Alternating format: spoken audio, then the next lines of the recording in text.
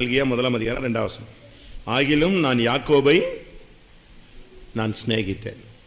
இது யார் சொல்றது? நான் உங்களை சிநேகித்தேன் என்று கர்த்தர் சொல்லுகிறார். அதற்கு நீங்கள் எங்களை எப்படி சிநேகித்தேன் என்கிறீர்கள்? ஆகிலும் நான் யாக்கோவை நேசித்தேன். இப்படி நேசிக்கப்பட்ட மனிதனுக்குள்ள உருவான 13 காரியத்தை நம்ம இப்ப சிந்திக்க போறோம். யாக்கோபு தகப்பனுக்கு, உலக பிரகாரமான தகப்பனுக்கு என்ன செய்யாது? அதிகமா பிடிக்காது. ஈசாக்குக்கு அதிகமாக பாசமாக உள்ள ஆள் யாரு? ஏசா. ஏன்னா அவன் செஞ்சு கொண்டு வர்றது, வேட்டையாடி கொண்டு வர்றத புசித்து குடிக்கிறதுல யார் பிரியமாக இருந்தது? ஈசாக்கு ரெடியாக இருந்தான். ஆனால் பரலோக தகப்பன் யாரை வெறுத்தார்? யாரை நேசிச்சாரு? ஏசாவை வெறுத்து யாரை நேசிக்கிறாரு? உலக பிரகாரமாக உன்னைய பலர் வெறுக்கலாம், நேசிக்கலாம், புறம்பே தள்ளலாம், அருவருக்கலாம், உன்னை அற்பமாக எண்ணலாம், பல விதங்களில் தரக்குறைவாக நடத்தலாம். விட்டுரு. உலகத்தில் இது ஒரு வாய்ப்பு, ஒரு பாதை.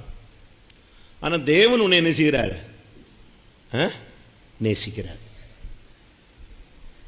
அப்படித்தானே? கரெக்ட் தானே நான் சொல்கிற பாயிண்ட்டு? புரியுதா? யாக்கோபை தேவன் நேசித்தார்.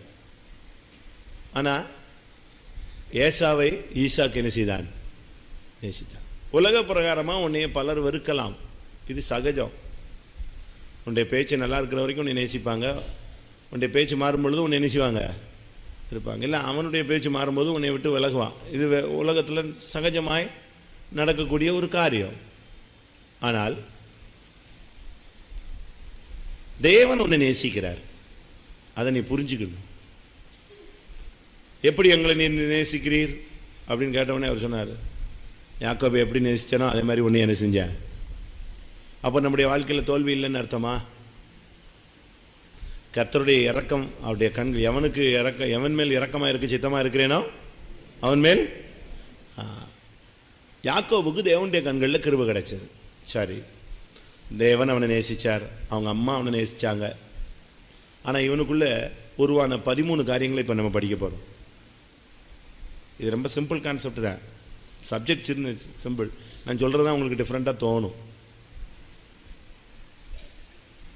மசாலா ஒன்று தான், டேஸ்ட்டு தான் நின்றுது டிஃப்ரெண்ட்டு. அப்படி தானே? சரிதானா?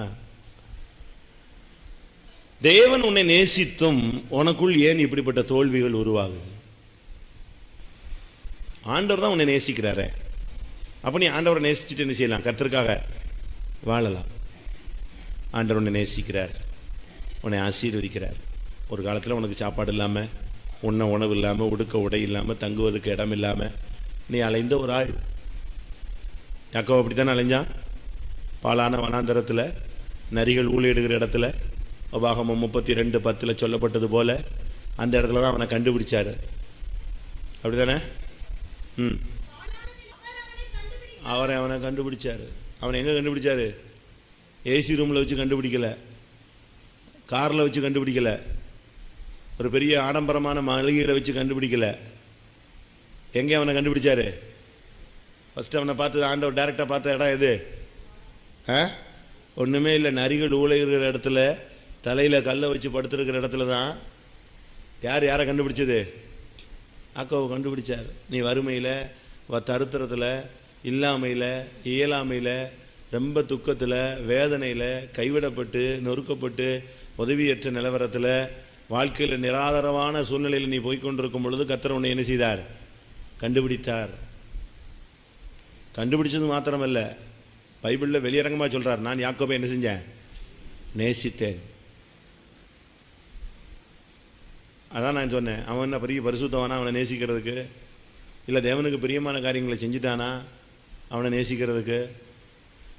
அவனை பற்றி வேதம் என்ன சொல்லுகிறது? உன் பேரையே மாற்றுப்பா, யாக்கோபுங்கிற பேரை உனக்கு என்ன செய்ய வேண்டாம், வேண்டான்னு தூதன் வந்து சொன்னான். ஏன்னாடா யாக்கோபுன்னா என்ன அர்த்தம்? எத்தன். இந்த பேரே வேணாம், ஏமாத்து வேலையை ஏமாத்துலேயே நீ ப்ரமோஷன் ஆகிட்டு வரையே தவிர, வித்தைகள்லையும் ஏமாத்து வேலையில் தான் நீ முன்னேறிட்டு வரையே தவிர வாழ்க்கையில் உனக்கு என்ன இல்லை? முன்னேற்றம் இல்லை. அவனை கேட்டால் அவன் என்ன சொல்லுவான்? ஒவ்வொரு ஸ்டெப்பாக வந்தான். முதலாவது யாரை ஏமாத்தினா? அண்ணனை ஏமாத்தினா, அப்பாவை ஏமாத்தினா, மாமனாரை ஏமாத்தினா. இப்படி தான் அவனுடைய லெவலை கூட்டிகிட்டு வந்துச்சே தவிர மனஸ்தாபமோ தெய்வீகமோ வாழ்க்கையில் வந்ததாக என்ன இல்லை, பைபிளில் இல்லை. இல்லை, என்னை நீங்கள் ஆசீர்வதிச்சு பாருங்கள் ஆண்டவரே, ஒரு ட்ரிப்பு ஆசீர்வதிங்க, சாப்பாடை கொஞ்சம் கொடுங்க, உணவும் உடுக்க உடையும் என்னை நீர் வச்சு பராமரித்து மறுபடி இந்த தேசத்தில் திரும்பி நான் வந்தேன்னு சொன்னால் என்ன செய்வேன்? என் சம்பாத்தியத்திலெல்லாம் நான் என்ன செய்வேன்? தசமபாகம் செலுத்துவேன்னு பொருத்தனை பண்ணான்.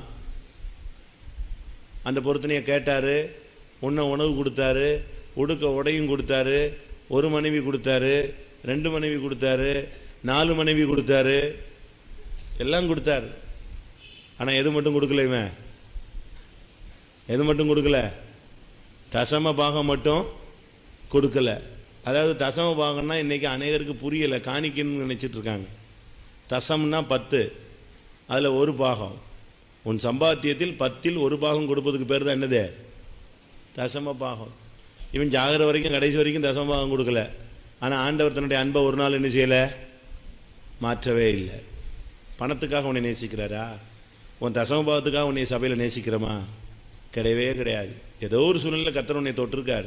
நான் வர்றதுக்கு முன்னாலேயே உன்னை ரட்சித்திருப்பார், நான் பிறக்கிறதுக்கு முன்னாலே கூட உன்னை நெஞ்சிருப்பார், ரட்சித்திருப்பார். உன் காணிக்கைக்காக உனக்கு மதிப்பு கொடுக்கறதில்ல, உன் தசம பாகத்துக்காக மதிப்பு கொடுக்கறதில்ல. உன்னை தேவன் நேசிக்கிறார், அதனால் நாங்களும் என்ன செய்கிறோம்? நேசிக்கிறோம். அவரே ஒரு பெரிய திட்டத்தோடு உன்னை நேசிச்சிருக்கும் போது நாங்களை மாற்றோம். இப்படி நேசித்து உன்னுடைய பொருத்தனை உண்மை இல்லாவிட்டாலும் அவர் ஆசீர்வாதத்தை நெஞ்சிக்கிட்டே இருந்தார். Please subscribe and click the bell icon. பரிவாரம், 2 பரிவாரம், 7 பரிவாரம், ஆடு மாடு, வேலையாள், வசதி வாய்ப்பு எல்லாம் பெரிய கூட்டிகிட்டே தான் வந்துச்சு. ஒன்றும் குறைஞ்ச மாதிரியே இல்லை. சாகிற வரைக்கும் அவனுக்கு ஆசீர்வாதம் என்ன செய்யலை? ஒரு வெறும் கையுமாய் இந்த யோர்தானை கடந்து வந்தேன், ஒரு கோலும் தடியோடு. இப்போ பெரிய பரிவாரத்தோடு வந்து சாகிற வரைக்கும் ரொம்ப கிராண்டாக செத்தாங்க. யாக்கோபு சாவு ஒரு பெரிய கிராண்டான, எகிப்தே அழுது புலம்பிற அளவில் தான் அவனுடைய ஓட்டம் நெஞ்சுது முடிஞ்சுது. ஒரு சாதாரண மனுஷனாக தொடங்கி வாழ்க்கையை முடிக்கும்போது அவனுக்காக முழு எகிப்தும் 70 நாள் நெஞ்சிச்சு, துக்கம் கொண்டாடிச்சு. எப்படி இருக்குன்னு பாருங்கள். 2.5 மாதம் ஒரு தேசம் முழுவதும் துக்கம் அனுஷ்டிக்கப்பட்ட ஒரே சரித்திர நாயகன் யார் தான்? யாக்கோபு தான். தேவன் அவ்வளவு கனம் பண்ணார் அவனை. ஆனால் நம்முடைய பார்வையில் அவன் குற்றவாளி, சரி விடுவோம். ஆனால் அவனுக்குள்ள தோன்றின காரியங்கள் எப்படிப்பட்டது? ஃபஸ்ட்டு தோன்றுதல். 4 மனைவியை விட்டுருவோம், அதை பேசினா நம்ம ஆளுங்களும் அது மாதிரி வச்சுக்கணும்னு யோசிக்கிறோம். நம்ம ஆளுங்களுக்கு தலைகால் புரியாமல் என்னத்தையாவது பாஸ்டரே சொன்னார்ல யாக்கோபுக்கு 4 முட்டாள்தனமாக அப்படி யாரும் வாழ்க்கையில் கெடுத்துறாதீங்க.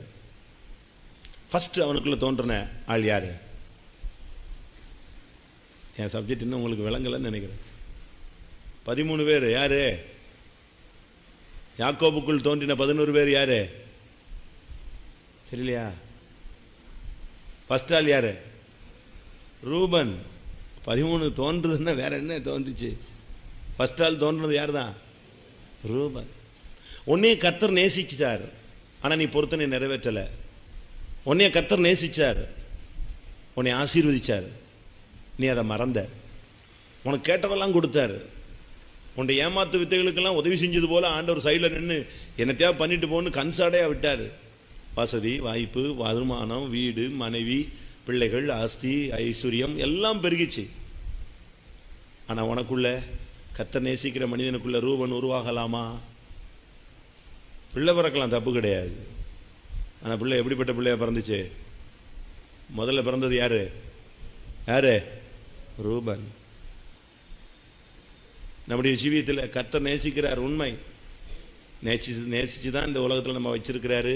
நேசிச்சு தான் நம்மளை ஊழியத்துக்கு அழைச்சாரு, சபையில் கொண்டு வந்தார், விசுவாசியாக மாற்றினார். இன்றைக்கி நல்ல வேலை வசதி வாய்ப்பெல்லாம் கொடுத்ததனுடைய ஃபண்டமெண்டல் ட்ரூத் என்ன? ஏசு என்ன நேசித்தார்? உன்னை நேசித்தார். என்ன நடந்தாலும் என்ன குட்டிச்சலாட்ட பண்ணாலும் உன்னை இன்றைக்கி என்ன செய்வார்? அவரை கேட்டால் என்ன சொல்லுவார்? ஒரு பிள்ளை துரோகம் பண்ணி துன்பம் பண்ணி துக்கப்படுத்தி வீட்டை விட்டு போயிட்டா கூட அந்த தகப்பன் டெய்லி ரோட்டை பார்த்துட்டே இருக்கிறான். அந்த இளைய குமாரன்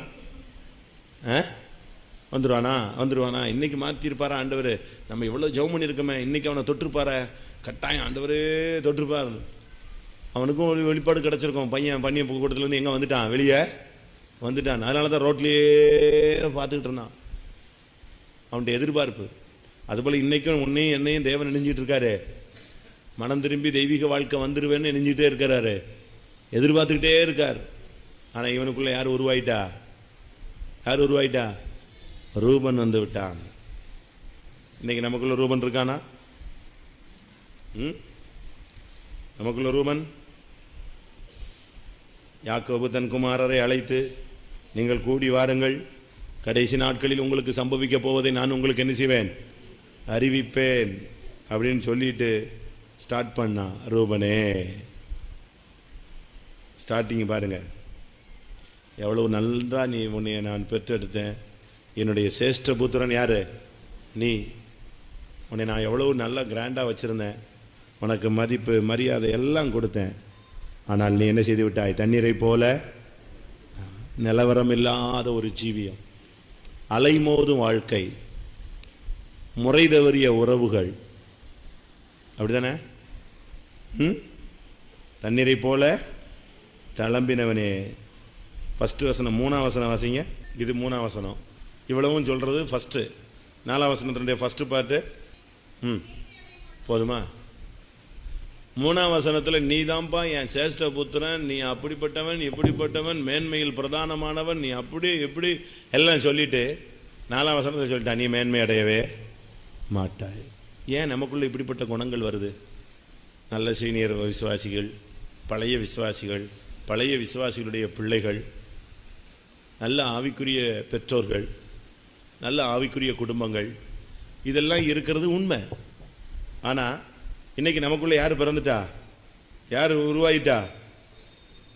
ரூபன் வந்துட்டானே. முறை தவறிய உறவுகள் நம்முடைய வாழ்க்கையில் வரக்கூடாது. அது நீங்கள் எல்லாருமே நல்லா படிச்சுக்கோங்க. எல்லாம் லிமிட்லேயே தான், கரெக்டாக கோடு போட்ட மாதிரி தான் ஃபேமிலி லைஃப் எல்லாமே போயிட்டே இருக்கணும். இஷ்டத்துக்கு வாழ்கிறதுக்கு நம்ம இந்த மார்க்கத்துக்கு வர வேண்டிய அவசியமே கிடையாது. இதே ரூபனை ஊழியக்காரன் பார்க்கும் பொழுது எப்படி பார்க்குறான் பாருங்க.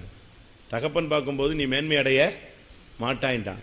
ஆனால் அதே ரூபனை உபாகமம் 33:6 சாகர நிலவரத்துக்கு போயிட்டான்னு அர்த்தம். கரெக்டு தானே நான் சொல்கிற பாயிண்ட்டு? ரூபன் சாவாமல், அப்போ லாஸ்ட் ஸ்டேஜ் அவனுக்கு என்ன வந்துருச்சு? சாவு வந்துருச்சு.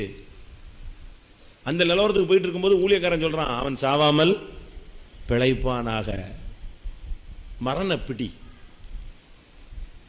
ஒரு மரணத்தின் ஆவி உன்னோடு, உன் குடும்பத்தோடு, உன் பிள்ளைகளோடும் போராடிக்கிட்டே இருக்கும், டச் பண்ணிக்கிட்டே இருக்கும். அடிக்கடி வந்து அந்த வல்லமை உன்னை போராடும். அதனால தான் அவன் சொன்னான், ரூபன் சாவாமல் பிழைப்பானாக. உன்னுடைய ஜீவியம் எப்படி இருக்கு? வெளிப்படுத்தலில் பார்க்கும் பொழுது 3ஆம் அதிகாரம் 1ஆம் வசனம், சபையில் நீ உயிர் உள்ளவன் என்று பெயர் கொண்டிருக்கிற, பட் நீ எப்படிப்பட்ட ஆளு? என்ன போச்சு? செத்து போயிட்ட. உயிர் உள்ளவன் என்றும் இங்கே சொல்லியிருக்கு, சாவாமல் அவன் என்ன செய்வானாக? பிழைப்பானாக. ஏன் இப்படி ஒரு மரண பிடியில் வந்து சிக்கிட்ட? நல்ல விசுவாசிகள் கூட இன்னைக்கு மரண பயத்தில் இருக்காங்க, இல்லைன்னா மரணத்தோடு போராடிட்டே இருக்காங்க. ஏன் வாழணும், ஏன் இருக்கணும், ஏன் முடிஞ்சிடலாம்.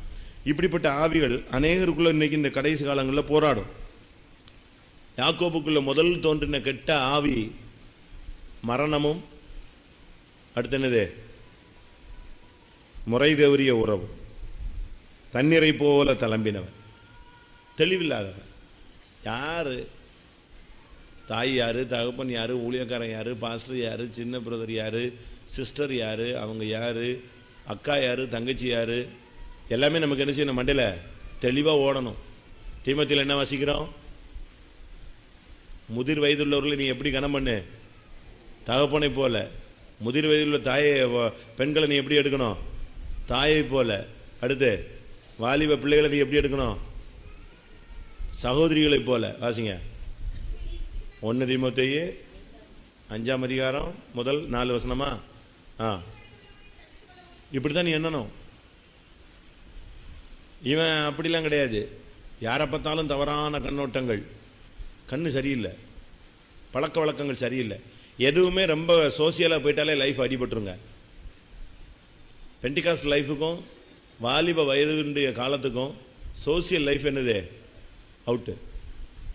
பெண்டகாஸ்டில் நீ வந்துட்டேன்னா நீ எப்படி எதை தான் அப்ளை பண்ணணும்? ரிசர்வ் டைப்பில் தான் என்ன செய்யணும்?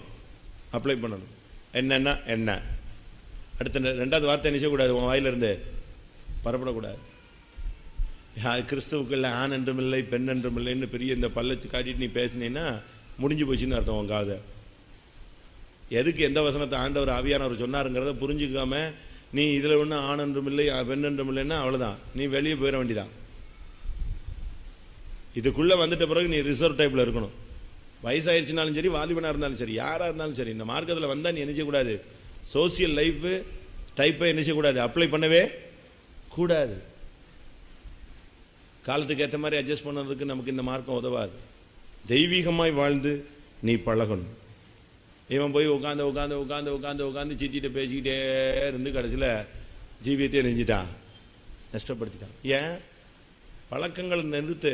யாருனாலும் தாயா லிமிட்டாக பேசு, தகப்பனா லிமிட்டாக பேசு, அம்மாவா அப்பாவா அக்காவா அண்ணனா சொந்தக்காரனா எல்லாம் லிமிட். அளவுக்கு மிஞ்சினா தமிழை சொல்லுவான் என்னது? அமிர்தமும்.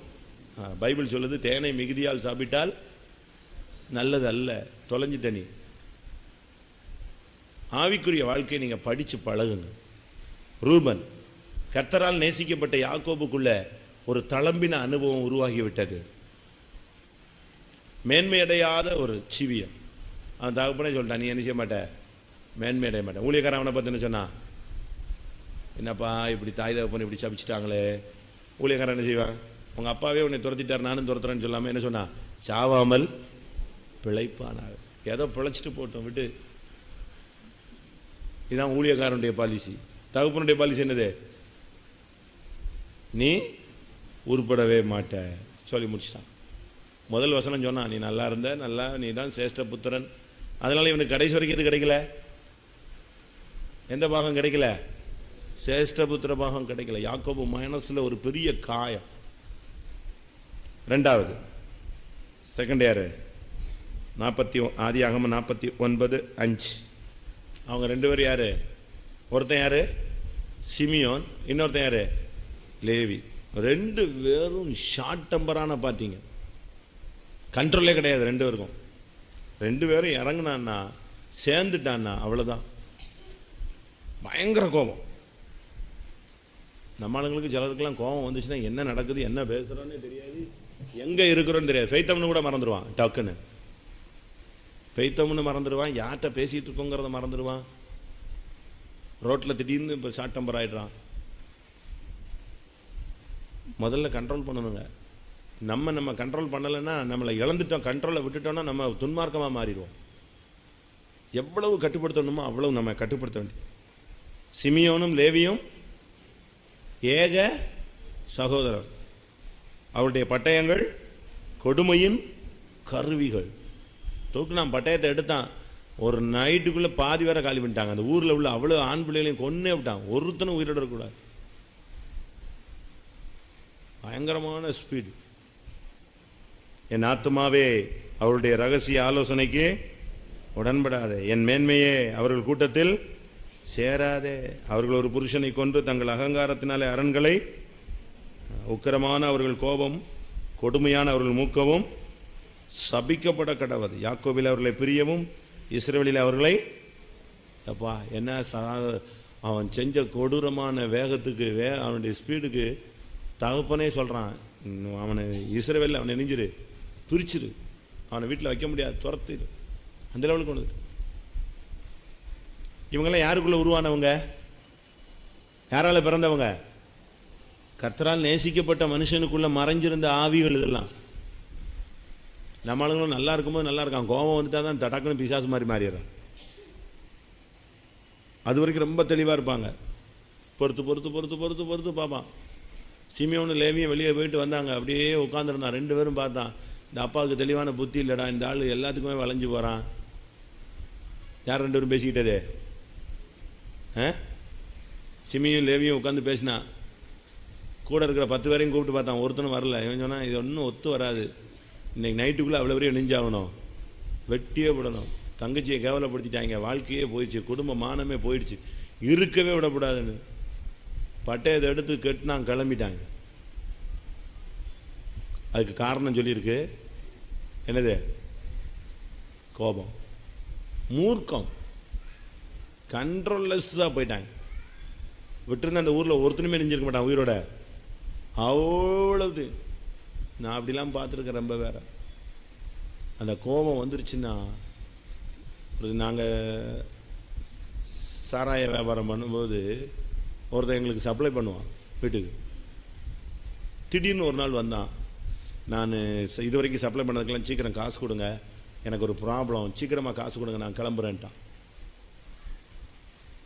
என்ன பண்ணுறது? டக்குன்னு அவனுக்கு புரட்டி கிரட்டி காசு கொடுத்தாங்க. அவன் எஸ்கே போயிட்டான். இனிமேல் என்கிட்ட சப்ளைக்கு வராதீங்க, நான் வெளியூர் ஓடுறேன், ஒரு சின்ன பிரச்சனை அப்படின்ட்டு கிளம்பிட்டான். என்ன பிரச்சனைன்னு அவனை தனியாக கூட்டு போய் கேட்டா, உண்மையாக நடந்த சம்பவம். அவன் தங்கச்சியை கல்யாணம் கட்டி கொடுத்துட்டாங்க. கல்யாணம் கட்டி கொடுத்து அந்த பிள்ளைக்கு குழந்தெல்லாம் இருக்கு. ஆனால் தங்கச்சி மாப்பிள்ளை ஒரு மோசம், ஒரு நார்மல் டைப், அவன் விளங்காத ஒரு ஆள். அவனுக்கு இந்த பொண்ணு மேலே ஒரு கொஞ்சம் லைட்டாக ஒரு சந்தேகம். அது கொஞ்சம் கொஞ்சமாக வெளியே கசிய ஆரம்பிச்சுது. அதை நிரூபிக்க முடியல, பட்டு கசிஞ்சிக்கிட்டே வருது. ஒரே பொய்யை திருப்பி திருப்பி சொன்னால் என்ன ஆகிடும்? உண்மையாயிடும். அப்படி தானே? அப்படி ஆயிடுச்சு.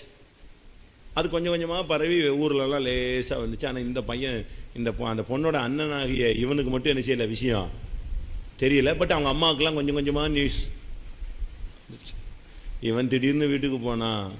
யாரோ ஒருத்தர் ரோட்டில் வச்சு சொல்லிட்டான், அவன் தங்கச்சியை பற்றி இப்படி பேசிகிட்டு இருக்காங்க, ஏதோ லைன் சரியில்லையா அப்படின்னு லேசாக காதில் விழுந்துச்சு. இவனுக்கு டென்ஷன் ஆகிட்டான். நம்ம தங்கச்சி இப்படி மோசமாக இருந்துட்டா, உண்மையாவா? யார் சொன்னது? தங்கச்சி மாப்பிள்ளை தான் சொன்னான். அப்படியே சொன்னான். அவன் நேராக வீட்டுக்கு போனான். வீட்டில் போய் அவங்க அம்மாவை கூப்பிட்டான். ஏம்மா, தங்கச்சியை பற்றி இப்படிலாம் சொல்கிறாங்களே, அது உண்மையா? நீ கேள்விப்பட்டியா? நான் ரோட்டில் வரும்போது இப்படி ஒருத்தன் சொல்லிட்டான், தங்கச்சி மாப்பிள்ளையே இதை சொல்கிறான், நாம இப்படி உண்மையான்னு கேட்டு. அந்த அம்மாவை அது என்ன செஞ்சுருக்கணும்? நான் கேள்விப்பட்டேன்னு சொல்லியிருக்கணும். இல்லை கேள்விப்படலப்பா, நம்ம விசாரிச்சுக்குவோன்னு எதாவது ஒன்று நெஞ்சிருக்கணும், சொல்லி தொலைஞ்சிருக்கணும். ஆமாப்பா, நானும் கேள்விப்பட்டேன், எனக்கும் ஒன்றும் புரியலைன்னுச்சு பட்டிக்காடு ஸ்டைலில். இவனுக்கு அப்போ அம்மாவுக்கும் விஷயம் தெரிஞ்சிருக்கு, உண்மைதான் போட்டிருக்குன்னு நேராக வீட்டில் போய் வெட்டுக்கத்தியை தூக்குனா சர்றன்னு வீட்டுக்கு வந்தான். தங்கச்சி வீட்டுக்கு வந்துட்டான். தங்கச்சி வீட்டுக்கு வந்தால் தங்கச்சி இல்லை, நிலத்தில் இருக்கிறான், நாங்கள் வயலில். சர்றன்னு நேராக போயிட்டான். அவளுக்கு அண்ணனை பற்றி தெரியுமே, மோசமான ஆள்னு. தூரத்தில் வரும்போது இவன் கையில் கத்தி இருக்கிறத பார்த்த உடனே அவளுக்கு வெடத்து போயிடுச்சு. நிச்சயம் எங்கே தான் வரான்? விசாரிக்க வரல, அவன் எதுக்கு வரான்? வெட்ட வர்றான்னு. தூரத்தில் வரும்போதே பார்த்துட்டு, அண்ணன் நீ நினைக்கிற மாதிரி நான் தப்பு பண்ணல, நான் நம்ம குடும்பத்தில் பிறந்துட்டு நான் அப்படிலாம் என்ன செய்ய மாட்டேன்னு சொன்னான். வந்த வேகத்தில் ஒரே வெட்டு, துண்டை தலையை எடுத்துட்டு அப்படியே தலை முடியோட ரோட்லேயே வந்தான். ஸ்ட்ரைட்டாக ஊருக்குள்ளே வர்றான். ஊரில் அவ்வளோ பேர் ஓடுறான். தங்கச்சி மாப்பிள்ளை இதை கேள்விப்பட்டவன ஊரை விட்டு ஓடிவிட்டான். அடுத்த வெட்டு யாருக்கு தான்? தனக்கு தான் தெரியும். அவனுக்கு ஒரே ஜம்ப், அவன் பறந்துட்டான். நீங்கள் பேப்பர்லாம் படிச்சிருப்பீங்க. நேராக வந்து அம்மாட்ட வந்து கொடுத்து, இந்தா நீ பெத்த பிள்ளை, இப்படிப்பட்ட பிள்ளையை பெற்றதுக்கு இதுதான் பனிஷ்மெண்ட். யார்கிட்ட கொடுத்தது? தாயிட்ட தூக்கி போட்டு ஸ்ட்ரைட்டாக எங்கள் வீட்டுக்கு வந்துட்டான். வந்து காசை வாங்கிட்டு ஒரே ஜம்ப் போயிட்டான். எதுக்கு சொல்ல வரேன்னா, அவனுக்கு இருந்த வெறி, கோபம். நமக்கு இப்படி ஆவிலாம் இருக்கா? நம்ம இப்படிலாம் செய்ய மாட்டோம், நம்ம சச்சித்துக்குள்ளே வந்துட்டோம். ஆனால் டெய்லி சாகடிக்கிறோம், அதான் பிரச்சனை. டெய்லி கொலை பண்ணுறோம் வீட்டில். கோபம் வந்து பகையும் வைராக்கியமும் சும்மா. ஒரு நாள் நான் அரக்கோணம் வைத்தமில் உட்காந்துருந்தேன். ஒரு விசுவாசி வந்தான், மிலிட்ரியிலேருந்து வந்தவன். ஒரு பை நிறைய அள்ளி போட்டு வந்தான். என்னன்னு கேட்டேன். Tape record. என்னப்பா இப்படி அள்ளி போட்டு வந்திருக்கான்னு. என் ஒய்ஃபு கோபத்தில் தூக்கி அடித்தா, ஒரு அடி டேப் ரிகார்டு நெஞ்சிருச்சு, துண்டு துண்டாக போயிடுச்சு. நீ என்ன பண்ணேன்னு. நான் சும்மா விட்ட வம்பு இழுத்து சண்டை, ஒரு சின்ன வாக்குவாதம் ஆச்சு, அடிச்சு விட்டேன். இவன் அடித்ததுக்கு அவள் பதிலுக்கு என்ன செஞ்சிருக்கா? புருஷன் அடிக்க முடியாதுல்ல, தூக்கி 4000 ரூபா டேப் ரிகார்டை ஒரே அடி, சும்மா வந்து என்னை அடிச்சுக்கிட்டே இருக்கேன்னு சொல்லிட்டு இதை போட்டு ஒரு 4000 ரூபா 10 நிமிஷத்தில். இப்போ இதை தூக்கி போட்டு எப்படியாவது ரிப்பேர் ஆகுமான்னு இவன் 4000 ரூபா போச்சு, இல்லை 1 மாதம் சம்பளம் போயிடுச்சு. இவன் தூக்கிட்டு சுற்றுறான் ரோட்டில் மெக்கானிக்கை தேடிட்டு. நான் சொன்னேன், எதுக்கு நீ அவளை போய் அடித்த? வேஸ்ட். கோபத்தை கண்ட்ரோல் பண்ணுங்கிற. மூர்க்கம், கோபங்கிறது சபிக்கப்பட்ட ஒரு சுபாவம். வாசிங்க ஆதியாகமம் 49:7.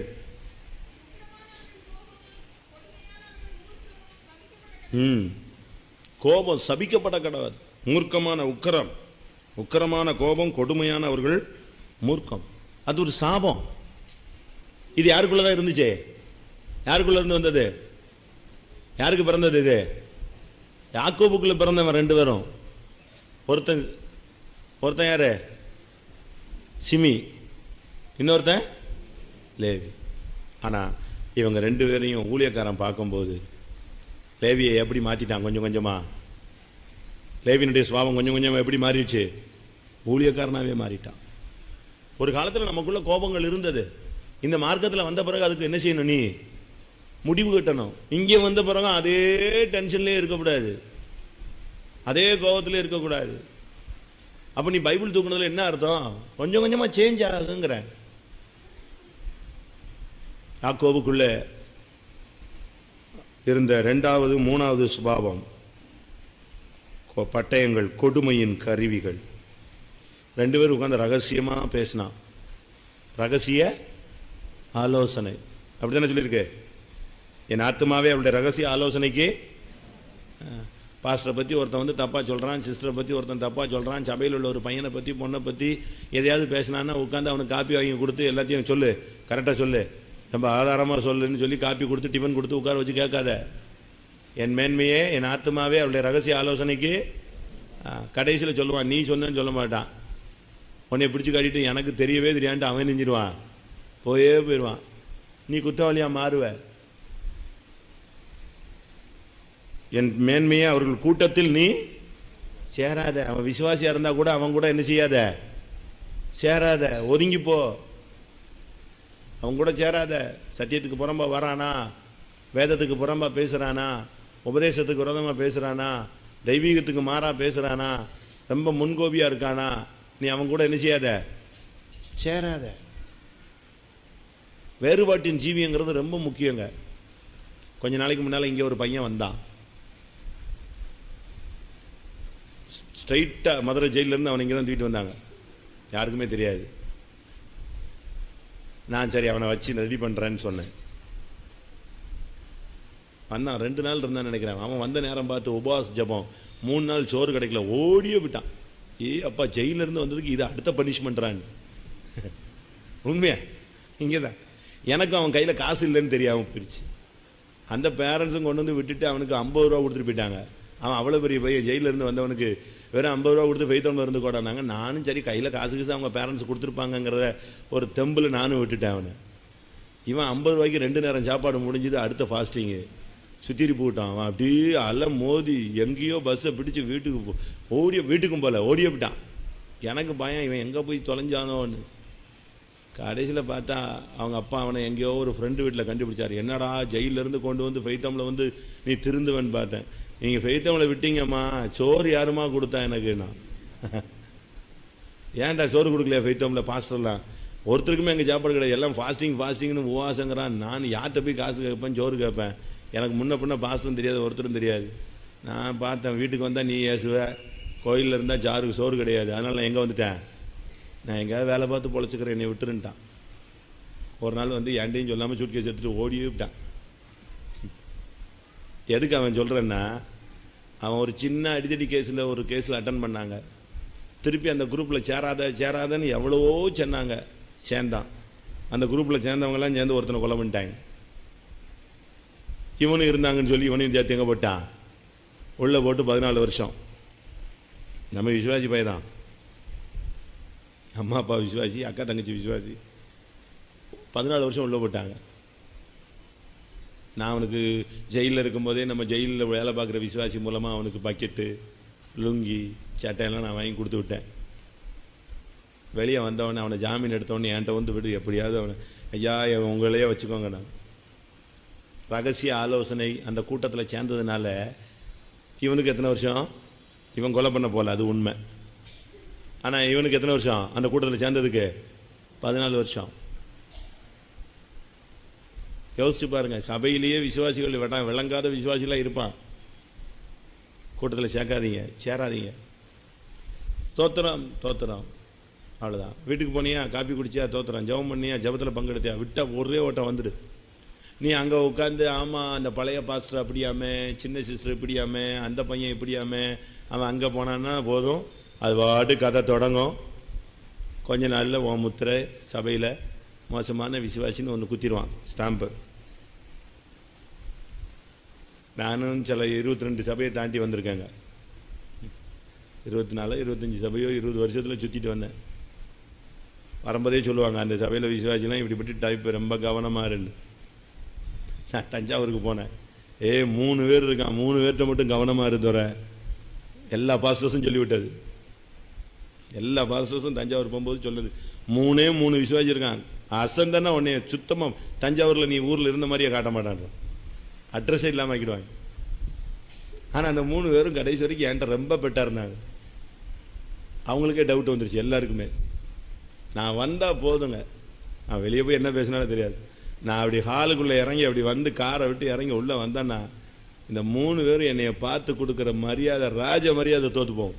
சும்மா சேரை தூக்கிட்டு பின்னாலேயே ஓடி வருவோம், ஐயா ஐயா வை வை அதில் போடு அப்படின்ட்டு நான் போயிட்டே இருப்பேன். ஆனால் அந்த 3 பேர் தான் அதுக்கு முன்னால் அந்த சபையினுடைய குழப்பவாதிகளை.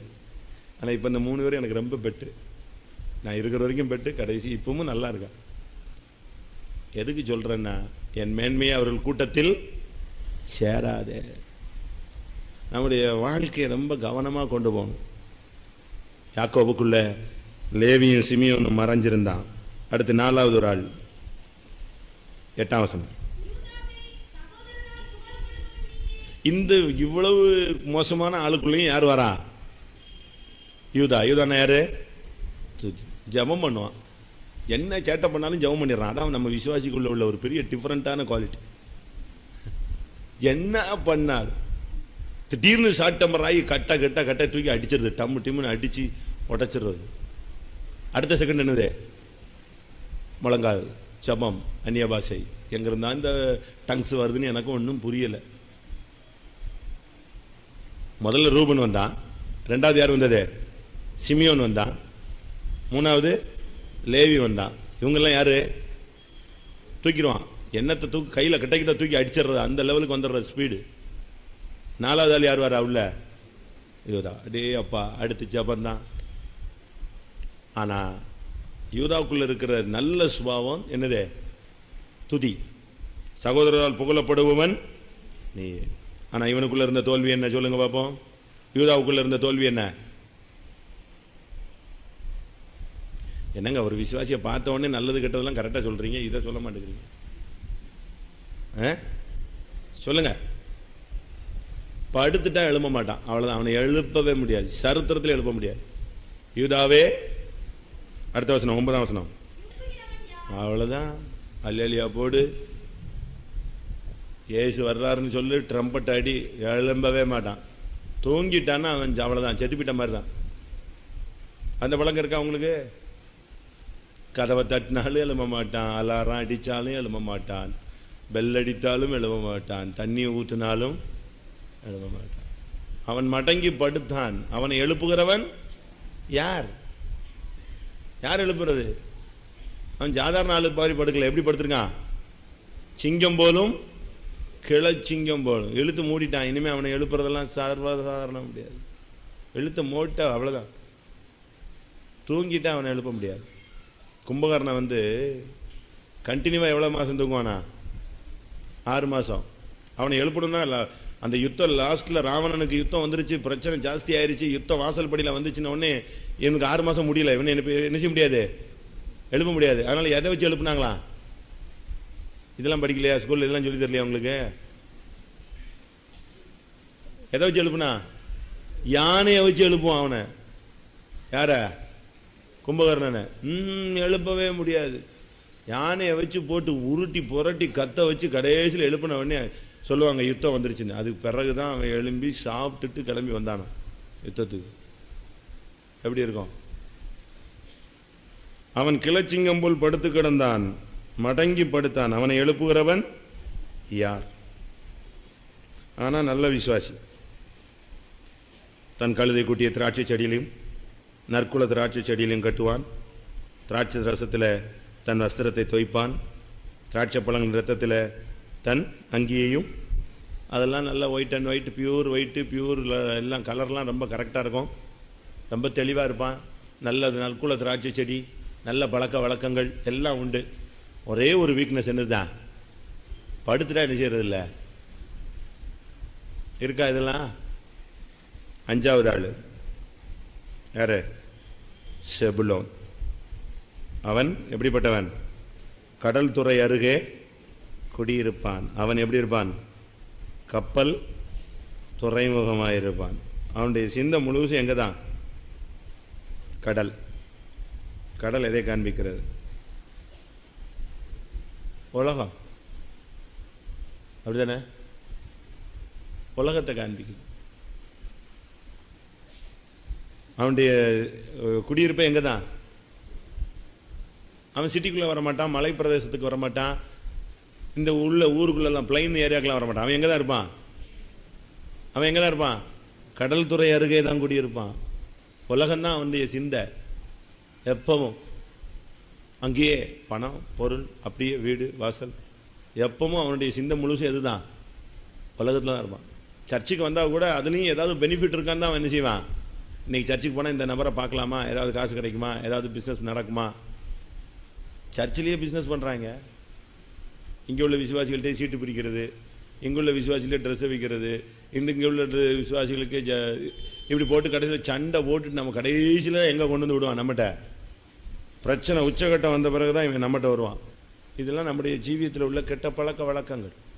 செபுலோன் கடல் துறை அருகே குடியிருப்பான். அவன் கப்பல் துறைமுகமாகவே இருப்பான். அவன் அங்கேயே தான் உட்கார்ந்துருப்பான். அவனுக்கு வேறு வேலையே கிடையாது. உலகம் உலகம் உலகம் உலகம் உலகம். சபைக்கு வந்தாலும் அவனுக்கு அப்படியே பார்த்துக்கிட்டே இருப்பான். பேங்க்கு டிடி போயிடும், செக்கு போயிடும், பேங்கை மூடிடுவான், பிஸ்னஸ் அவன் போயிடுவான், இவன் வந்துடுவான். இவனை இங்கே வச்சு இவனை சுற்றி போச்சு அவன் என்ன செய்வான்? கஷ்டமாக இருக்குது. இப்போ 12 மணிக்கு போகணுன்னு நினச்சவங்களுக்குலாம் எழும்ப முடியாது, கஷ்டம். கடல் துறை அருகே அவன் என்ன செய்வான்? அவனுக்கு உலகத்திலே தான், அங்கேயே தான் இருப்பான். அவனுடைய சிந்தை, நினைவு, தோற்றமெல்லாம் அங்கேயே தான். 24 hours பணம் பணம் பணம் பணம் பணம். ஆமாங்க, பாஸ்டர் அப்படி தான் சொல்லுவார். 4 காசு இல்லைன்னா பாஸ்டர் கூட என்ன செய்ய மாட்டார்? மதிக்க. அப்படி தானே? 4 காசு இல்லைன்னா பாஸ்டர் கூட மதிக்க மாட்டார். இவர் வேணால் இப்படி சொல்லுவார், அடுத்தவர் அப்படிமா. இதெல்லாம் நீங்கள் சொல்கிறது. அடுத்த ஒரு ஆள் இருக்கா, இசக்கார். இவன் யார்? இது வரைக்கும் வந்தவன் மனுஷனாக வந்தான். இதுக்கு பிறகு வர்றவெல்லாம் மிருகமாக வருவான். அப்படிதானே? இது வரைக்கும் வந்தவெல்லாம் எப்படி வந்தான்? மனுஷனாக வந்தான், கொஞ்சம் சேட்டை பண்ணான். இப்போ அடுத்து வர்ற ஆள் யார்? கழுதை. 2 பொதியின் நடுவே படுத்து கொண்டிருக்கிற பலத்த கழுதை. கழுதைன்னா எப்படி இருக்கும்? முன்னால் போனால் கடிக்கும், பின்னால் வந்தால் உதைக்கும், ஏறி உட்காந்தா தூக்கி பொத்துன்னு போட்டு. அப்போ இதை கண்ட்ரோலே என்ன செய்ய முடியாது, பண்ண முடியாது. யாரும் எந்த பாஸ்டர் சொன்னாலும் கீழ்ப்படிய போகிறதில்ல, எந்த சிஸ்டர் சொன்னாலும் கீழ்ப்படிய போகிறதில்ல. புருஷனுக்கும் கீழ்ப்படியறதில்லை, மனைவிக்கும் கீழ்ப்படியறதில்லை உலகத்தில். அதனால தான் தமிழில் சொல்லுவான், வீட்டில் அடங்காதெல்லாம் எங்கே அடங்கும்? ஊரில் அடங்கும். அங்கே அடி வாங்கினா தான் என்ன செய்யும்? கழுதை. தீர்க்கதரிசி இதை யூஸ் பண்ணான். 2 பொதியின் நடுவே படுத்து கொண்டிருக்கிற பொதி இருக்கு, பட் இவன் சுமக்கலையா? தானே ப்ராப்ளமே. சுமந்தானா? 2 பொதியின் நடுவே படுத்து கொண்டிருக்கிற பலத்த கழுதை. நம்முடைய சுபாவம் எப்படி இருக்கு? நம்மால் உடனே சொல்லுவான், ஏசு இந்த கழுதை என் மேல் தான் ஏறி போனார். உண்மைதான், ஏசு கழுது மேலே தான் ஏறி போனார். ஏன்? சுபாவத்தை மாற்றுறதுக்கு. அப்படிதானே? அந்த கழுதைக்கு பேர் என்னது? ஒருபோதும் ஒரு காலம் ஒருவரும் ஏறிராத கழுதை. அப்போ எப்படி இருக்கும்? கொஞ்சம் கூட பழக்கம் வழக்கம் இல்லாத ஒரு நபர் அவனை கண்ட்ரோல் பண்ணார், ஏசு கீழ்ப்படுத்தினார். சரி, நம்முடைய சுபாவம் எப்படி இருக்கு? நம்முடைய ஜீவியம் எப்படி இருக்கு? சுமக்கிறது நல்லது, ஆனால் அடிமையாக சுமக்கக்கூடாது. புரியுதா அந்த பாயிண்ட்டுக்கு? அடுத்த வசனம் 15ஆம் வசனம் வாங்க. இங்கே தான் தப்பு நடக்கு. சுமக்கிறதுக்கு தோளை சாய்ப்பது நல்லது. ஆனால் அடுத்து எது கட்டக்கூடாது? பகுதி கட்டுறது. பகுதி கட்டுறதுன்னா என்னன்னு தெரியுமா? கப்பம் கட்டுறது. டாக்ஸ் இல்லை, கப்பம். டாக்ஸ் வேற, டாக்ஸ்னா வரி. கப்பம்னா என்னது? அடிமை கொடுக்கறது, அடிமை கொடுக்கக்கூடிய ஒரு வருமானம். இப்போ இந்தியாவை பிடிச்சிட்டாங்கன்னா இந்தியாவிலேருந்து என்ன செய்யணும்? இப்போ குறுநில மன்னர்கள்லாம் பேரரசர்களுக்கு என்ன செய்வான்? கப்பம் கட்டிக்கிட்டே இருக்கணும். சம்பாத்தியம் முழுவதும் கட்டிகிட்டே இருக்க வேண்டியதான். ஆரோக்கியம் இருக்கு, நல்ல திறமை இருக்கு, நல்ல அபிஷேகம் இருக்கு, நல்ல விதமான கிருபை இருக்கு, நல்ல வரங்கள் இருக்கு.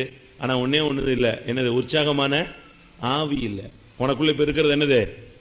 ஒரு சோம்பேறித்தனம் இருக்கா? நம்முடைய வாழ்க்கையில் இதெல்லாம் இருக்கான்னு யோசிச்சு பாருங்க. அடுத்து 16ஆம் வசனத்தில் அங்க ஒரு ஆள் இருக்கான். அவன் யாரு? தான். அவன் யாரு? சர்ப்பம், விரியன். பாம்புலேயே கொஞ்சம் பாயசம் கூடுனது இதுதான், இதுதான் விரியன் தான். பைபிள் அதிகமாக பேசுகிற பாம்பு என்னது? பைபிள் அதிகமாக வர்ற பாம்பு யார் தான்? விரியன் தான். பாதையில் குதிரையில் போறவனை என்ன செய்யும்?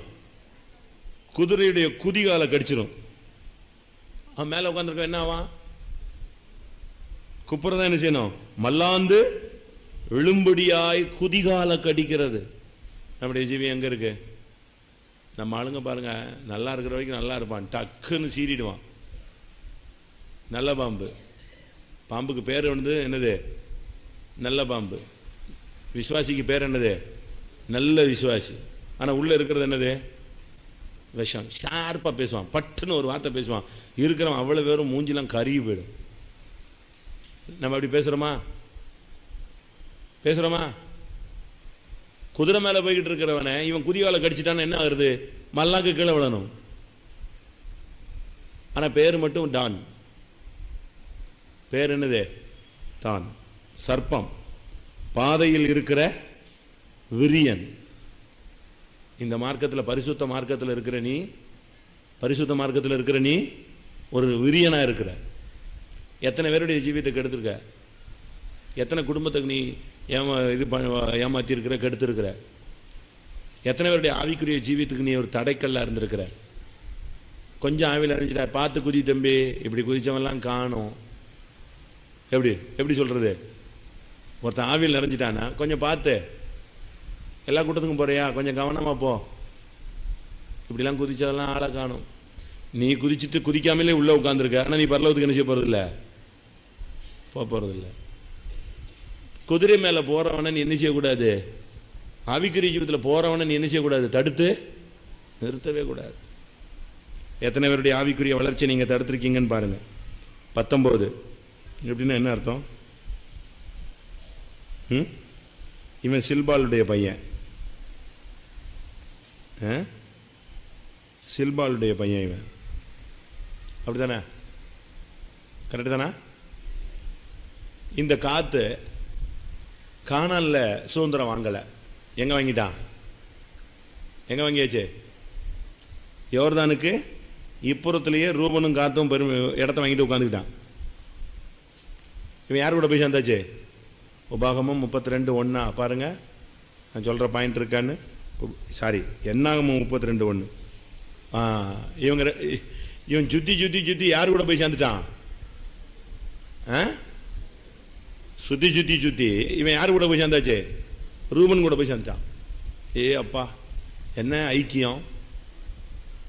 நல்லா இருந்த விசுவாசி இப்போ கேடுகட்ட விசுவாசியோட போய் சேர்ந்துட்டான். ரூபன் வந்து சீனியர்ல, பழைய விசுவாசி. ஃபர்ஸ்ட் சபையில் ஃபர்ஸ்ட் யாக்கோபனுடைய ஃபர்ஸ்ட் குமாரன் யாரு? ரூபன். இவன் போய் யார் கூட சேர்ந்தாச்சு? காத்து. அவன் கூட ஜாயின் பண்ணிட்டான். ஜாயின் பண்ணிட்டு ரெண்டு பேருமே எங்களுக்கு கானான்ல இடம் வேண்டாம், எங்கே இடம் கிடைச்சா போதும், யோர்தானுக்கு இப்புறத்துல இருக்கணும். அப்படின்னு என்ன அர்த்தம்?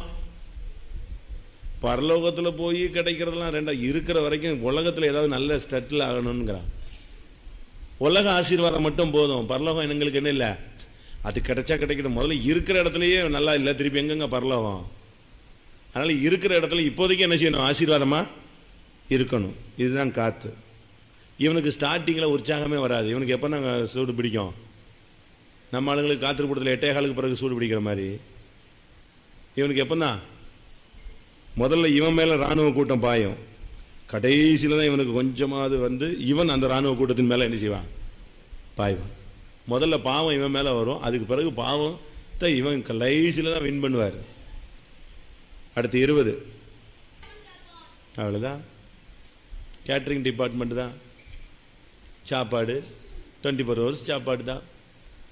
சாயங்காலம் டிஃபன் என்ன, நைட்டு என்ன செஞ்ச, சரி காலையில் எழுந்திரிச்ச உடனே என்ன செஞ்ச, நேற்று நீ மாவு வைக்கலையா, உனக்கு வீட்டில் என்ன வேலை, இவர் யார், 11 மணிக்கு எனக்கு என்ன வச்சுருக்கிற, சாயங்காலம் என்ன வச்சுருக்கிற, மத்தியானம் அதை செய்யலையா, இதை செஞ்சுருக்கலாமே, ஏன் அப்பா நீ எங்கே இருக்க வேண்டிய ஆள்.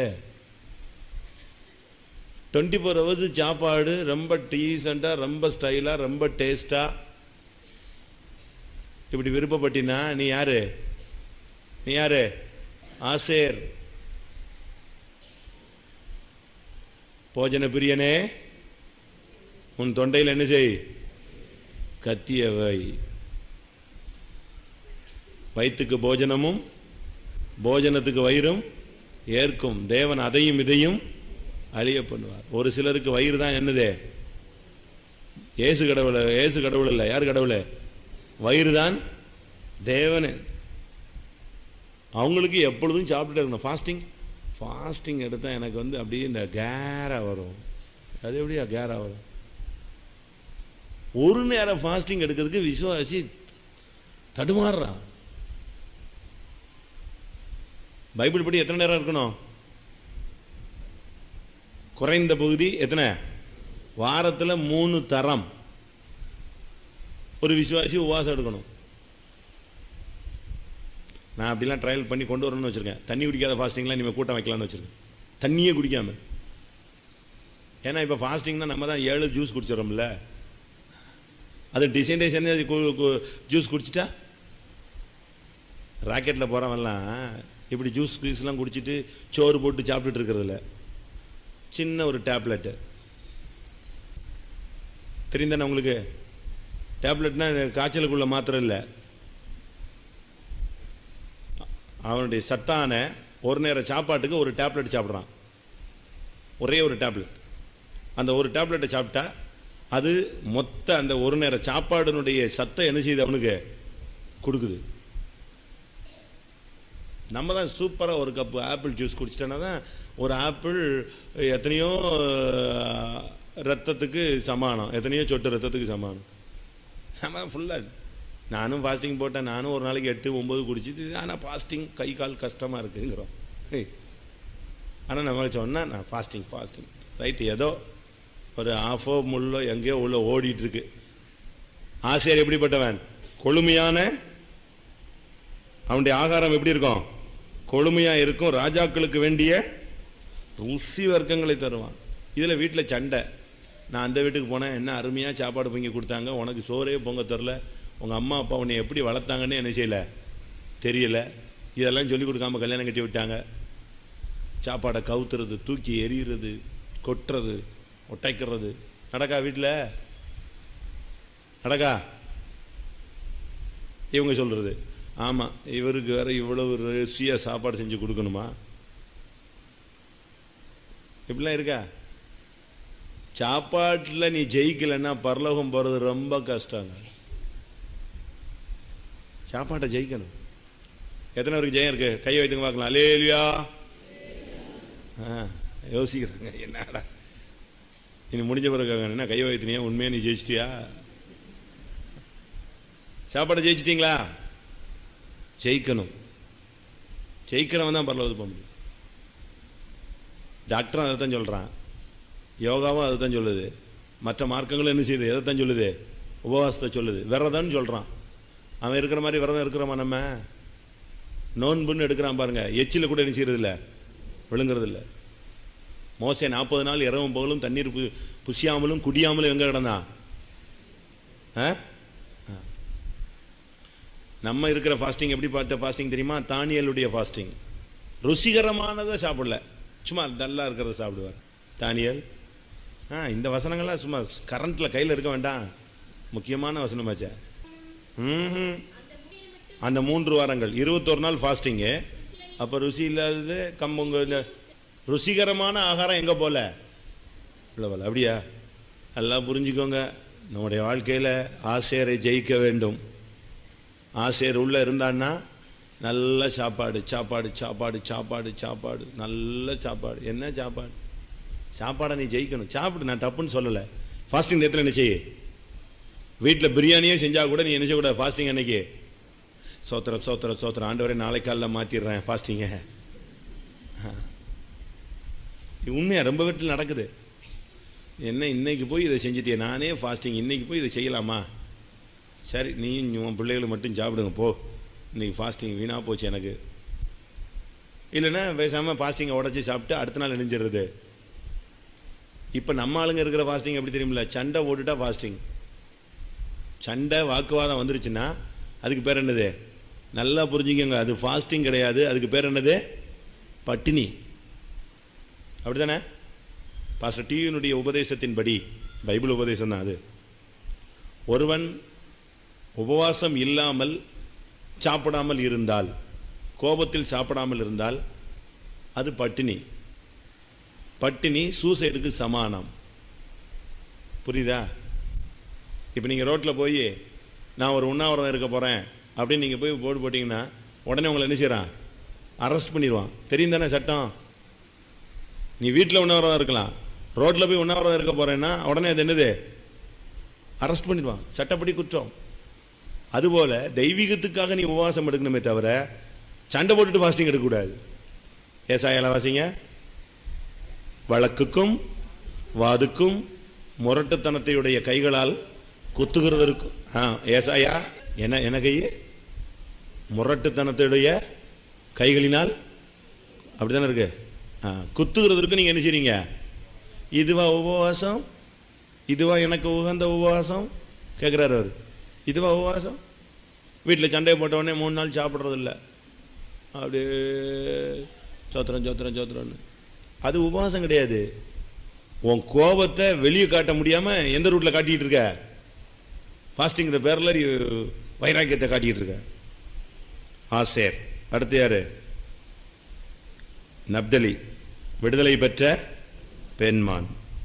இன்பமான வசனங்களை பேசுறது. ரொம்ப குலைஞ்சு பேசிட்டீங்கனாலே வாழ்க்கை தொலைஞ்சு போச்சுன்னு அர்த்தங்க. சொல்கிறது கஷ்டமாக இருக்கும். நப்தலி விடுதலை பெற்ற பெண்மான். நல்லது, நல்ல விடுதலை பெற்ற ஒரு ஆள். ஆனால் என்னது? இன்பமான வசனங்களை பேசுவான். நீ பாட்டுக்கு ரொம்ப ஸ்டைலாக குயில் மாதிரி பேசுகிறேன்னு பேசினேன்னா தொல்லை தான். பேசிக்கிட்டே சிரிச்சு சிரிச்சு சிரிச்சு சிரிச்சு பேசினேன்னா தொலைஞ்ச. பேசவே கூடாது. நீ சிரிச்சு சிரிச்சு பேசி இன்பமான வசனங்களை பேசினேன்னா கடைசியில் என்ன ஆகும்?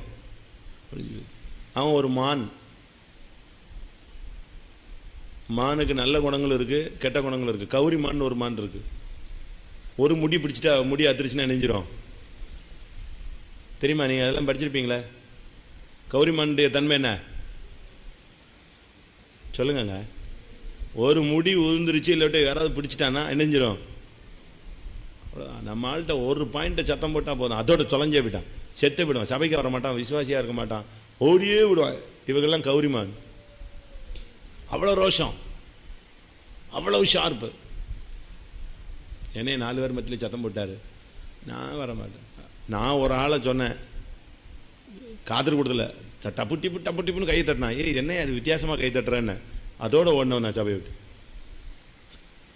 தஞ்சாவூரில் அது போன புதுசில் நான் ஆவியில் நிறைஞ்சிட்டு உட்காந்துட்டே இருக்கேன். ஒரு 50 விசுவாசி உட்காந்து ஆவியில் நிறைஞ்சிட்டு இருக்கேன். எல்லாரும் ஆவியில் நிறைஞ்சு முடிஞ்ச உடனே இவர் வித்தியாசமாக கை தட்டுவான், பாட்டுக்கு டிசைனாக கை தட்டுவான். எனக்கு ஒரு லிமிட்டுக்கு மேலே ஒன்றுமே புரியலை. என்ன இந்த ஆள் வித்தியாசமாகவே கை தட்டுறானடா பாய். எல்லாரும் ஒரு மாதிரி கை தட்டினா இவன் வேறு மாதிரி கை தட்டுவான். எல்லாரும் ஆவியில் நிறைஞ்சா இவன் வேறு மாதிரி ஆவியில் நிறைவான். இது என்ன இந்த ஆவி வித்தியாசமாக இருக்குன்னு சொல்லிட்டு 2 வாரம் 3 வாரம் பார்த்தேன். எனக்கு ஒன்றும் ஒத்து வரல. டப்புன்னு கையை தட்டி ஸ்பிரிட்டு சரியில்லை, கண்ட்ரோல் பண்ணுன்னு சொன்னேன். உன் ஸ்பிரிட்டுக்கு இடிக்குது, ஸ்பிரிச்சுவலாக இல்லாத எனக்கு இந்த ஆவியில் உன் ஆவி என்ன செய்யலை. இந்த டக்கு டக்கு டக்குன்னு வித்தியாசமாக கை தட்டுறது வித்தியாசமாக நிப்பாட்டினேன். அதோட தொலைஞ்சான். பெரிய சிஸ்டர் போய் கூப்பிட்டு பார்த்தாங்க, யாரெல்லாமோ போய் கூப்பிட்டு பார்த்தாங்க. என் ஆவி சரியில்லை என்று சொல்லிவிட்டார். இனிமேல் அந்த சபையில் நான் கால் வைக்கவே மாட்டேன். என்ன செய்யறது? திருப்பி யாரெல்லாமோ சொல்லி கூட்டு வந்தாங்க, இப்போ விசுவாசியாக இருக்கிறா. ஆனால் நான் சொன்னது தான் கரெக்டு. அவனுக்கு இன்னொரு சைடில் ஒரு ஆள் இருக்குது, மனைவி பிள்ளைகள் தவிர இன்னொரு பார்ட்டி என்ன செய்யுது இருக்குது. அந்த சிஸ்டருக்கு வேலை வாங்கி கொடுத்தது இவன் தான், அந்த வீட்டுக்கு பராமரிப்பாளரும் இவர் தான். நான் விசிட்டிங் போகிறேன் ஒரு ட்ரிப்பு, அன்றைக்கி மாட்டியிருந்தானே அவனை நான் தொலைச்சிட்ருப்பேன், மிஸ் பண்ணிட்டேன். நான் தான் மிஸ்ஸிங். என் கூட வந்து விசுவாசி எனக்கு முன்னால் போயிட்டார். நான் ஒரு 2 ஸ்டெப் பேக்கில் போகிறேன். இவர் அந்த வீட்டில் சும்மா சட்டையை கலத்தி போட்டு ஐயா படுத்துருக்கிறாரு. படுத்துக்கிட்டே தோசை சாப்பிட்டுருக்காரு. இன்னொரு விசுவாசி வீட்டில் சட்டையை கலத்தி போட்டு படுத்துட்டு தோசை சாப்பிட்டுருக்கேன். ஒரு ஸ்டெப் நான் லேட்டு, ஒரே ஒரு ஸ்டெப். என் பின்னால் உட்காந்துருந்த விசுவாசி இறங்கி நடந்து தோத்துறோன்னு உள்ளே போயிட்டார். நான் வண்டியை லாக் பண்ணிட்டு வர்றதுக்குள்ளே கொஞ்சம் மிஸ்ஸிங். இவன் டக்குன்னு அடுத்த செகண்ட் தோசை நான் பறந்துட்டுச்சு, சும்மா சட்டையை போட்டு தெளிவாயிட்டான். எனக்கு விஷயம் புரியல. நான் உள்ளே போய் நார்மலாக எப்போ வந்தீங்க? இப்போ தான் வந்தேன், சிஸ்டரை பார்த்துட்டு போகலான்னு வந்தேன். சரி, நமக்கு ஒன்றும் தெரியாமல் எதுலையா தலையிடக்கூடாதுன்ட்டு அமைதியாக பல்ல கடிச்சிட்டு வந்து ரோட்டில் ஏறி வண்டியில் போகும்போது விசுவாசி சொன்னார், பாஸ்டர் நீங்கள் முதலில் கண்ட காட்சியை பார்த்திடலாண்ணா. இல்லைன்னு இப்படி தான் இருந்தார், நீங்கள் வர்றீங்கன்னு தெரிஞ்ச உடனே என்ன மாதிரி மாறிட்டார். நான் சொன்னேன், இன்றைக்கி அவனுக்கு கர்த்தர் இறக்கம் பாராட்டிட்டார். ஒரு சான்ஸ், ஒரு 2 ஸ்டெப்பில் அவன் இணைஞ்சிட்டான் வாழ்க்கை தப்பிச்சு. இங்கே உட்கார்ந்துருக்கிற ஆவின் நிறைவிலேயே கண்டுபிடிச்சிக்கலாம் அவன் டான்ஸ் எப்படி போய்கிட்டு இருக்குன்னு. தாளம் தப்பி ஆடுறியா, என்ன லெவலில் நீ போகிறங்கிறதெல்லாம் ஈஸியாக கண்டுபிடிச்சிடலாம். நப்தலி விடுதலை பெற்ற பெண்மான், ஆனால் ரோஷம் ஜாஸ்தியான ஆள். பேசுறதெல்லாம் எப்படி தான் பேசுறது? கோபமாக பேச வேண்டிய இடத்துல கோபமாக பேசணுங்க, கண்டிக்க வேண்டிய இடத்துல என்ன செய்யணும்? கண்டிக்கணும். தகப்பன்னு சொன்னால் பிள்ளைகள் மேலே பாசம் இருக்கும், ஆனால் அதுக்காக பாசத்தை வழிஞ்சிக்கிட்டே இருக்க முடியாது. என்ன செய்யணும்? தகப்பன் சிட்சியாத புத்திரன். ஒரு ஸ்டெப் பிள்ளை மாறுதுன்னா உடனே பின் சொருவணுங்க, சரியில்லை அப்படின்னு நீ கண்டிப்பாக இருக்கணும். அப்பவும் வந்துட்டு எப்பா கவனமாக இருறான்னா பலர்லாம் ஒரு மாதிரி சொல்கிறாங்கன்னு நீ வளவள கொலவலன்னு இருக்கக்கூடாது. பிடிச்சா கரெக்டாக சொல்லணும்.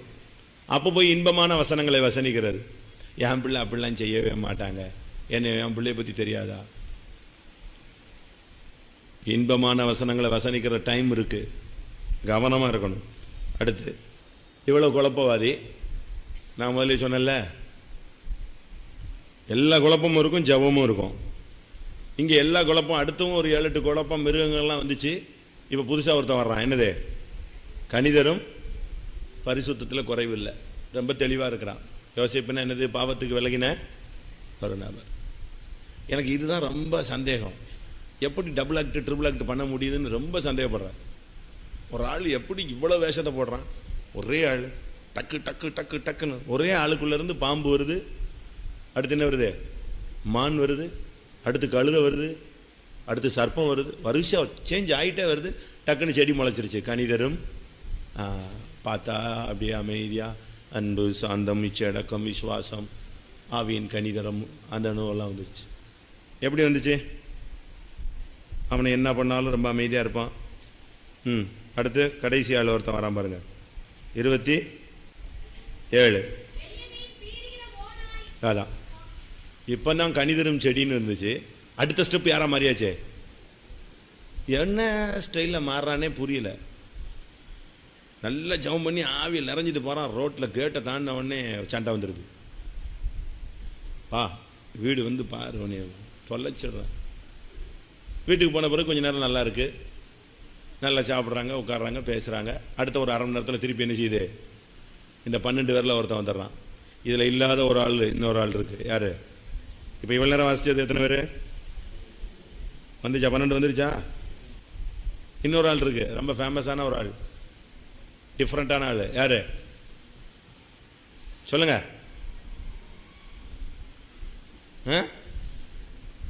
சொல்லுங்க. தீனாள், டயனா ஒருத்தி இருக்கா. இங்கிலீஷில் டயனாவா? ஒரு ஆள் இருக்கிறா.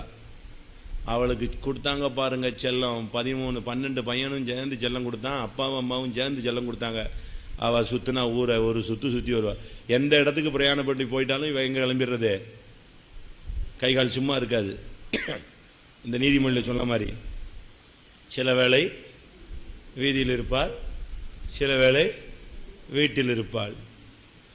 இவன் சொன்னாலாம் திடீர்னு சீக்கிரம்னு ஒரு ஊருக்கு போய் சேர்ந்த உடனே நான் தேசத்தில் இருக்கிற பெண்களை எல்லாம் பார்த்து விட்டு வருகிறேன். தகப்பன் என்ன சொல்லணும், தாய் என்ன சொல்லணும், ஒன்றுக்கு 4 அம்மா இருக்காள்ல, 4 பேரும் சேர்ந்து என்ன சொல்லணும், பொம்பளை பிள்ளை என்ன செய்யக்கூடாது, வெளியே போகாத, தெரியாத ஊர், அவசியம் இல்லை, இங்கே உள்ள பிள்ளைகளை நம்ம பார்க்கணுன்னு அவசியம் கிடையாது, இவங்க அந்நிய தேசத்து புத்திரர், நமக்கு இந்த தேசம் என்ன செய்யாது, சொந்தம் கிடையாது, இது வேண்டாம், பொம்பளை பிள்ளை வாலிப பிள்ளை நீ வெளியே போகாத அப்படின்னு என்ன செஞ்சுருக்கணும், 4 பேரும் சேர்ந்து சொல்லியிருக்கணும். அடுத்து யாக்கோபு இருக்கிறார், தேவனால் நேசிக்கப்பட்ட ஒரு ஆள், இவனாவது என்ன செஞ்சிருக்கணும், புரியுதா, இவனாவது என்ன செஞ்சிருக்கணும், வேண்டாம் பொம்பளை பிள்ளை என்ன செய்யாத வெளியே போகாது. அவர் பாட்டுக்கு விட்டாச்சு. அது ஒரு சுற்றிட்டு வீடே வந்து சேரல. எங்கே யார் வீட்டிலே பிடிச்சி வச்சுக்கிட்டான், பைபிள் நீங்கள் நல்லா படித்து பாருங்கள், அது வீடு வந்து சேரல, எங்கே பிடிச்சி வச்சுக்கிட்டான், சீகம் வீட்டு, அந்த வீட்டுக்காரன் சீகமில் அந்த பெரிய மனுஷன் அங்கேயே பிடிச்சி வச்சுட்டான் அவன் பையன்.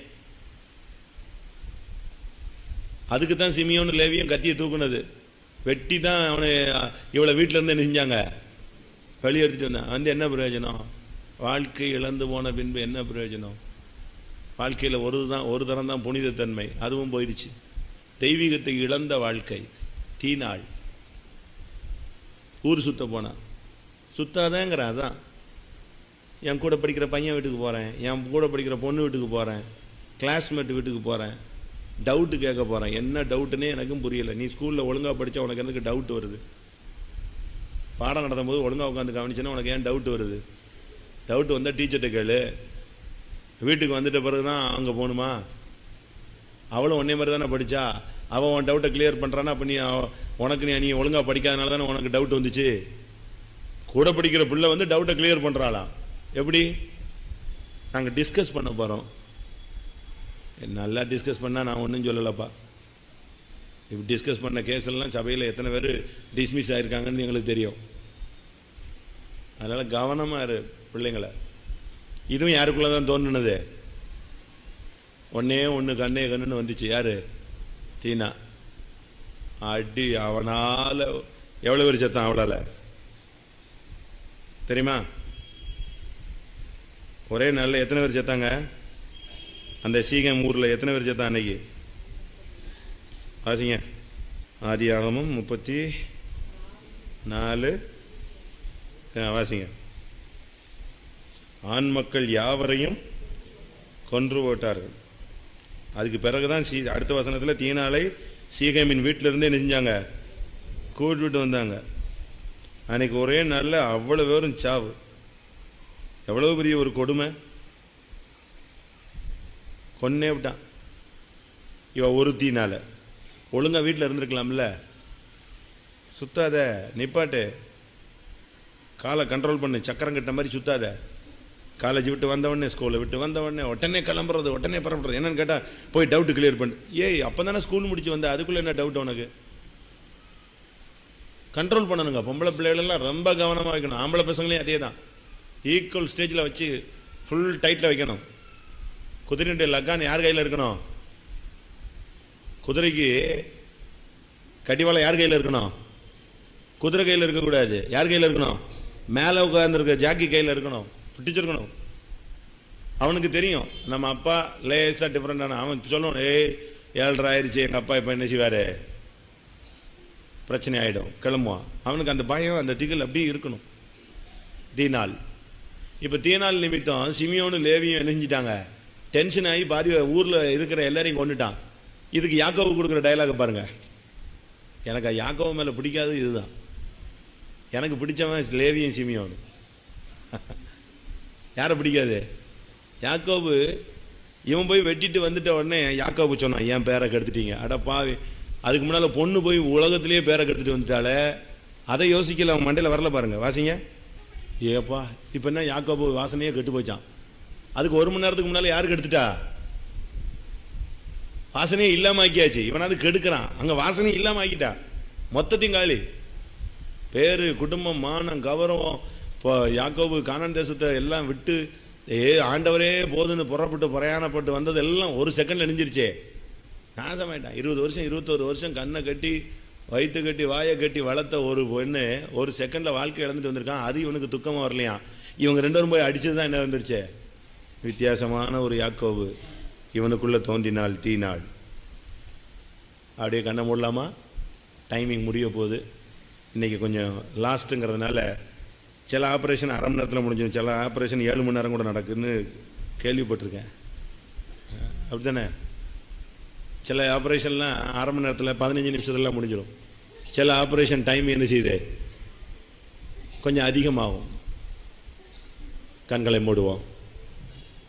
நமக்குள் கர்த்தர் நேசிக்கிற நமக்குள் இந்த 13 காரியங்கள் மறைந்திருக்கிறதா?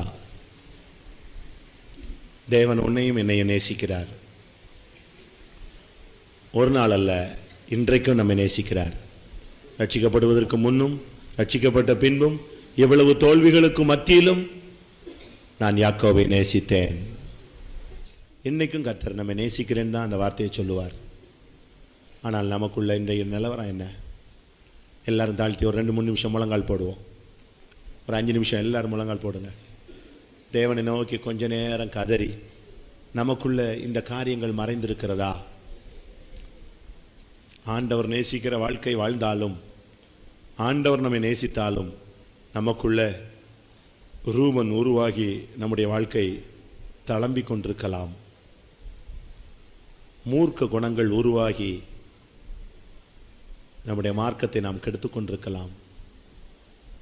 இவைகளின் மத்தியில் நாம் துதிப்போம், உண்மைதான். ஆனால் கணனை திறன் ஆவியை நம்மை தாக்குகிறது. இன்றைக்கு நாம் அடிமையைப் போல வாழ்ந்து கொண்டு வருகிறோம். உலக சிந்தையிலேயே கடல் துறை அருகே நாம் அமர்ந்து விட்டோம். இன்றைக்கு நாம் பகுதி கட்டுகிறோம். இன்றைக்கு நம்முடைய சிந்தையெல்லாம் போஜனம், ஆகாரத்திலேயே நம்முடைய சிந்தை போய்விட்டது. மற்றவருடைய வளர்ச்சியை நாம் பொறுக்க முடியாமல் சர்ப்பத்தை போல மற்றவருடைய முன்னேற்றத்தை தடுத்து கீழே விழ வைக்கிறோம். அதிகமான பேச்சு நம்முடைய ஜீவியத்தை கெடுக்கிறது. ஆனால் இவைகளுக்கு மத்தியிலும் பரிசுத்தத்தை குறித்த ஒரு வாஞ்சை நமக்குள்ளே போராடி கொண்டிருக்கிறது. இன்னொரு பகுதியில் பீறுகிற ஓநாயை போல நாம் யாரும் நெருங்க முடியாத ஒரு வாழ்க்கை வாழ்கிறோம். நமக்குள்ள ஒரு பலவீனம் நம்முடைய ஜீவியத்தை கெடுக்கக்கூடிய வாய்ப்பு. தீனாளாய் நாம் மாறிப்போய் விடுகிறோம். எல்லாரும் தாழ்த்துவோம், வாயை திறவுங்கள், தேவனை நோக்கி கூப்பிடுங்கள். கர்த்தாவே, நீர் நேசிக்கிற எனக்குள்ள இந்த 13 அனுபவங்கள் போராடி கொண்டிருக்கிறது என்பதை நாம் அறிக்கை செய்து விட்டு விடுவோம்.